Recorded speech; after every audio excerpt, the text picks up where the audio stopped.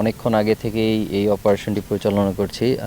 মোটামুটি ২-৩ ঘন্টার মতো সময় হয়েছে। আমরা একটি অথেন্টিক ইনফরমেশনের বেসিসে আমরা এই লাজোর এলাকায় একটি জায়গাতে বিয়েবাড়ির পাশে একটি নর্দমার মধ্যে আমরা খুঁজেছি যে অস্ত্র এখানে আছে বলে আমাদের কাছে একটি ইন্টেলিজেন্স তথ্য ছিল।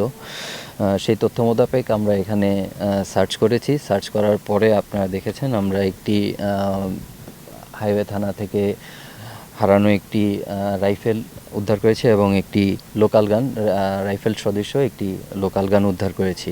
র্যাব যথারীতি অস্ত্রের যেগুলো হারানো অস্ত্র রয়েছে সেগুলো উদ্ধারে সংকল্পবদ্ধ এবং আমরা সবাই চেষ্টা করছি যাতে অতি দ্রুততার মধ্যে যত হারানো অস্ত্র রয়েছে সেগুলো আমরা রিকভার করতে পারি এবং সামনে আপনারা জানেন যে নির্বাচন রয়েছে, সেটি যাতে সুষ্ঠুভাবে হয় সে কল্পে আমরা সংকল্পবদ্ধ রয়েছি। বাটের মধ্যে বাট নাম্বার লেখা আছে এবং HWC হাইওয়ে কুমিল্লা, HWCতে highway Comilla stands for highway Comilla এটি লেখা রয়েছে।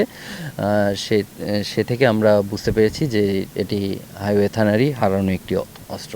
অস্ত্রটি মনে হচ্ছে যে যেহেতু থানা লুট হয়েছে, অনেক থানাতে অনেক অস্ত্র থাকে যেগুলো সন্ত্রাসীদের আলামত হিসেবে রাখা হয়। সেই অস্ত্রের যে কোনো একটি অস্ত্র হতে পারে বলে আমার ধারণা।